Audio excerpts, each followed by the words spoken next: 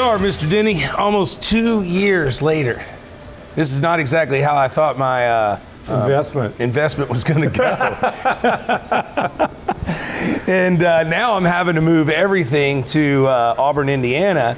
I feel comfortable. I've got worldwide handling the sale of the motorcycles, the car, and the major pieces of memorabilia, but we're still going to have thousands of other things and items to get rid of over time.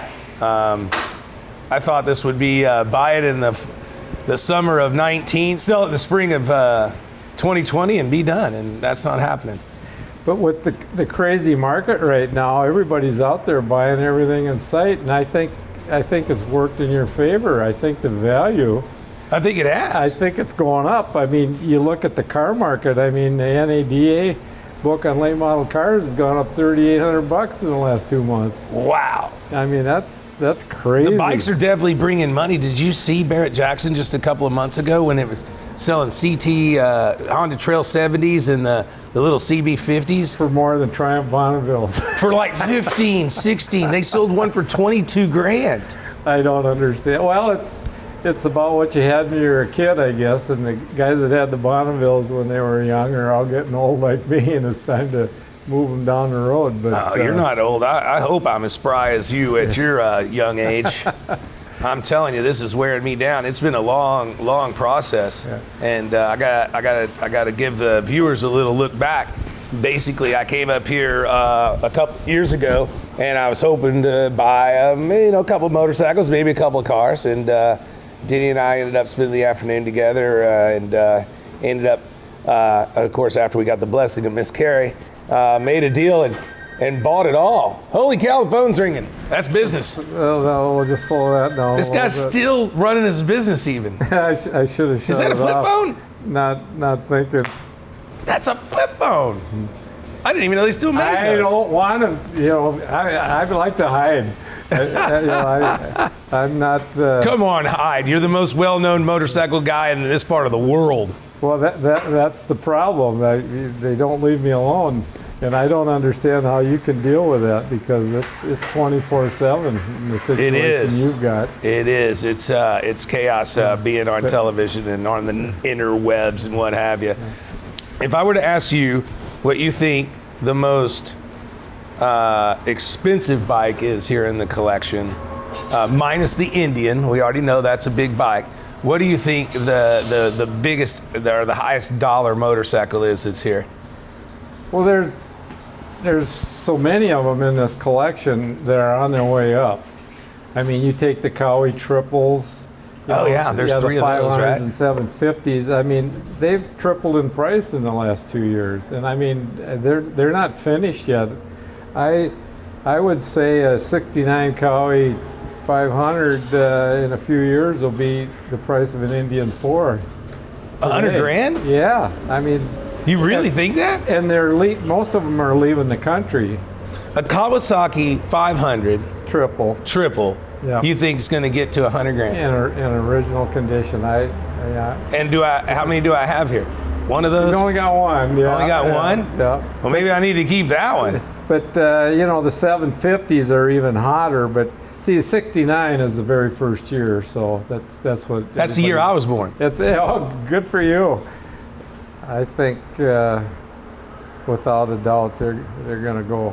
They're on the ladder. I would not have guessed that the Kawasaki Triple 69 would be your pick of the most expensive bikes here, minus the Indian 4. Now, what do we know about the Indian 4 as far as? I think you told me a story where we believe it was on the line in December of '41 when Pearl Harbor was bombed, and then they took a few days off. They came back. They finished a few bikes, and they went into making parts for the government. Is that the story we know? Yeah, I bought that from the Dan Oberg collection out of Minneapolis here. He's pretty well known. Him and his dad had a real beautiful collection of the real old stuff, the teen stuff. And when I bought that, that was the story that was told, and that was told to him when he bought it, purchased it, and that, of course, that's probably 30, 40 maybe even 50 years ago. How come, do we know why it has fiberglass fenders? I suppose they did a little restoration on it. Okay. In fact, the Obergs were known for their beautiful restoration jobs. Do you think we can find some real steel fenders, or is that going to be hard? Well, the fenders I think are original. It's just those little skirts that slide in there. I think the fenders are fiberglass.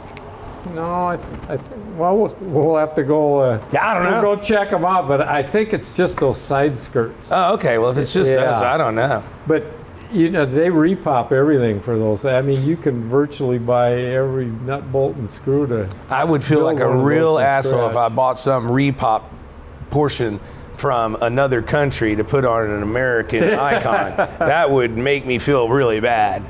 So we'll just have to pay attention to that.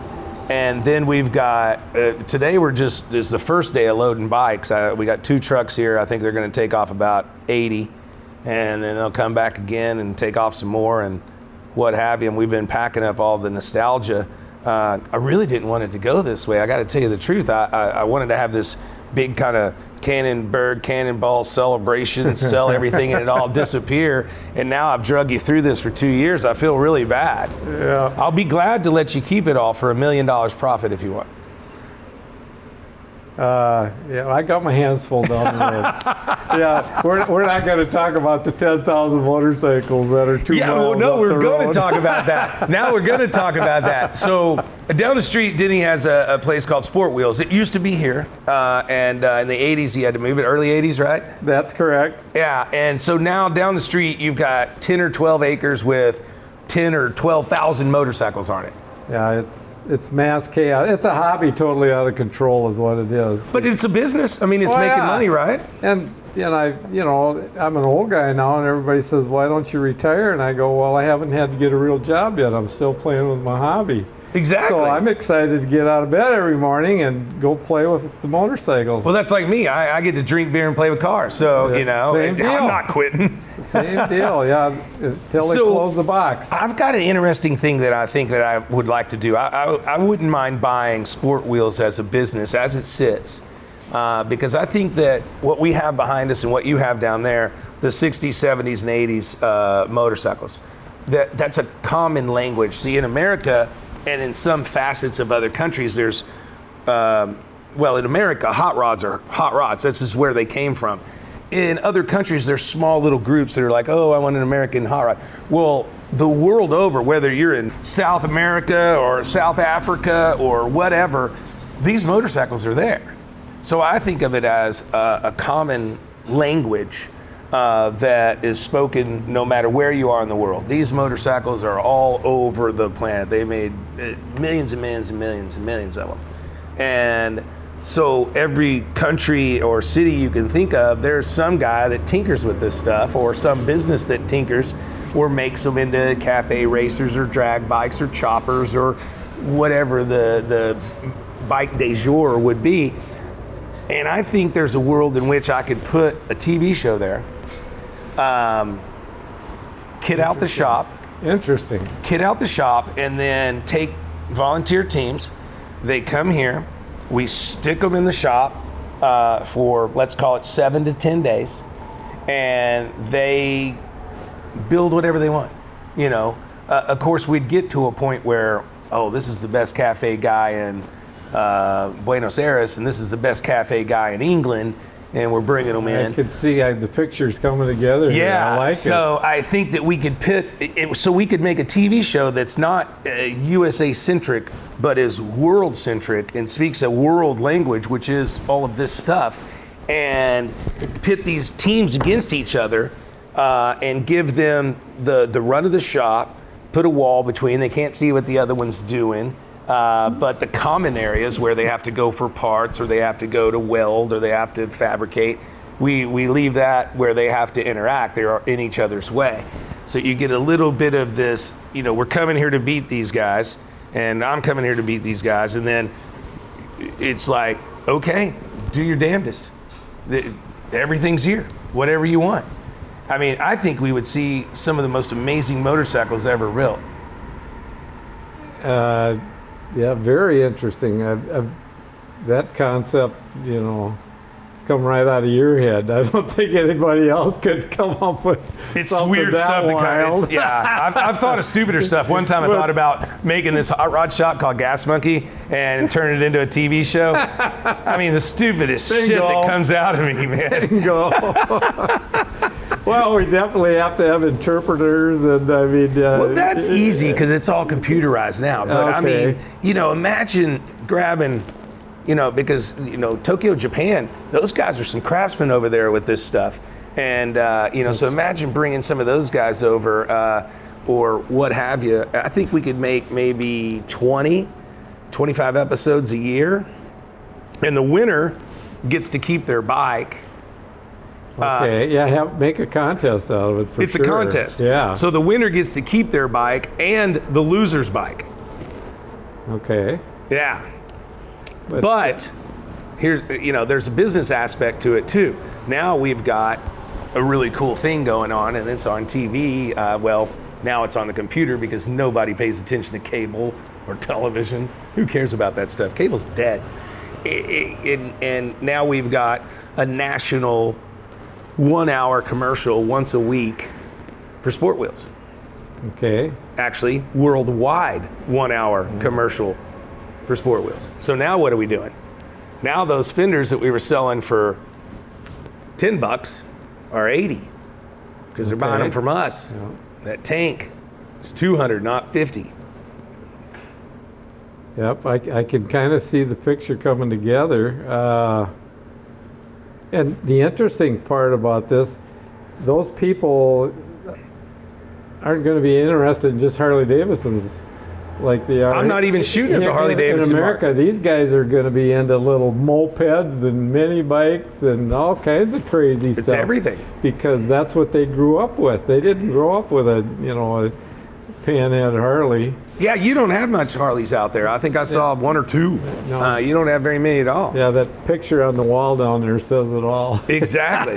Exactly. You can't find a Harley in the picture of thousands of motorcycles, and it says because things are different on a Harley. Yeah. Well, they're different because it's an American thing. Here, we're talking about worldwide language. Yeah.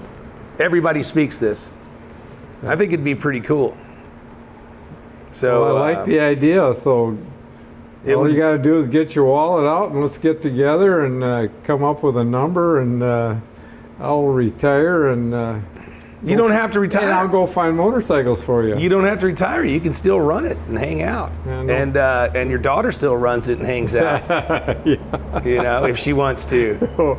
Yeah, my daughter and my wife they're basically responsible for all of this, because if I didn't allowed your bad behavior. Yeah, if I didn't have their help, it's keeping track of the numbers. I'm gonna tell Carrie that. I'm gonna tell her you started this. Yeah. She prolonged it, that's for sure. I mean, you don't need to retire. What are you gonna do if you retired? Oh, I would never do that. There's nothing to do. Never do that. I can't imagine the idea. I mean, the idea of retirement is so old now. I'm going to retire and do nothing. Really? I mean, why not just freaking keep going and having fun? If you're a golfer, you can play golf maybe once or twice a week, and if you're a fisherman, you do that. But then what do you do the rest of the time? But that's not my thing. Well, motorcycles have been my life. Well, that's really one thing that I was telling the millennials behind the cameras is Minnesota is the largest motorcycle population per capita in the United States, right? Is that what I heard? I'm not positive, but it's probably true. And so there's more motorcycles here per 1,000 people than in any other state. But Denny. That's why. Yeah, it might be 10,000 over here. But the magic to that is they set 6 months out of the year. So you ship these bikes around the world. They don't have any miles on them.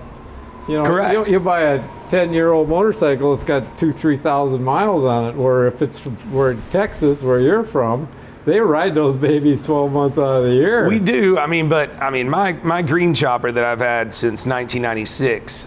It's the longest thing I think I've ever owned, other than my keychain.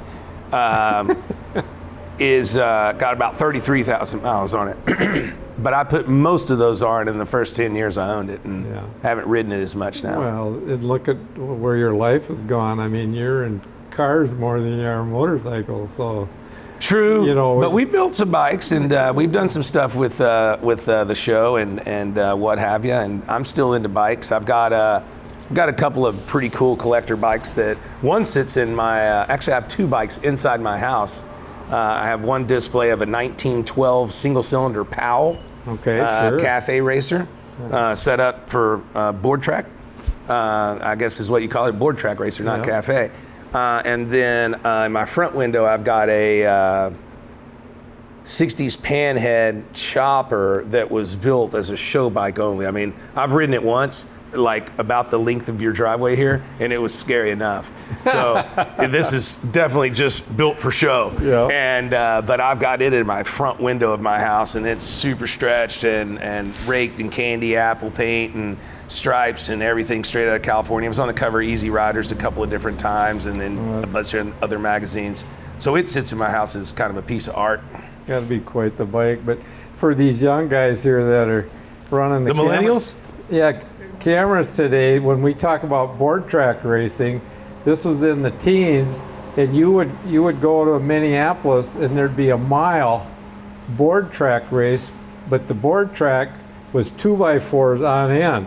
Oh, wow. Miles and miles of 2x4s all nailed together. Well, these guys would crash, and 20 years later they're sitting there picking splinters out of their behinder. It was just amazing, the stories. I got to listen to some of these guys tell their stories. Yeah. You know what I actually got to do one time? I got to do the Wall of Death. I rode on the back. Really? And he just said, get on the back and don't move. And I said, let's go. And we got up on the wall. We were taking the money from the people above and everything else. The Wall of Death. Looking for them $100 bills. Oh my goodness, the Wall of Death is super cool. You know, there's still a couple of three of them that tour around the world. They pack them up and they'll bring them. There was one in America here for a few years that hung out down at Rick Fairless's Stroker's place.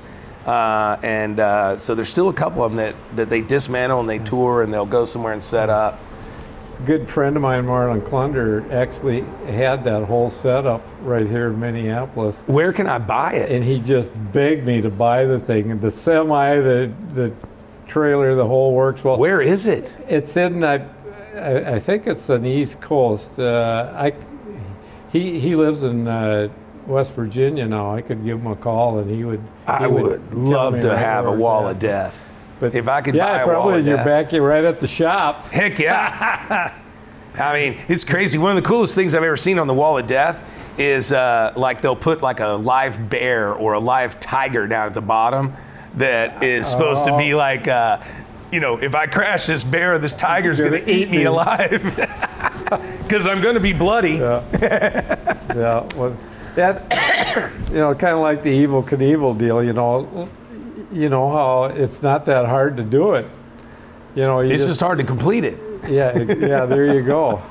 I mean, I never tried it because, I've watched them, and I mean, dizziness would take over just watching rather. Oh man, I was in Sweden one time with these guys that did it, and he crashed and broke his arm and everything. I mean, his arm was like folded in half when he got off the bottom of the ground there. And the next day he was back at it. He just had it in a cast. He was still riding. And he was a crazy Swede. We didn't speak the same language, but he had some really killer moonshine, so we spoke the same language. Okay. Those guys were crazy.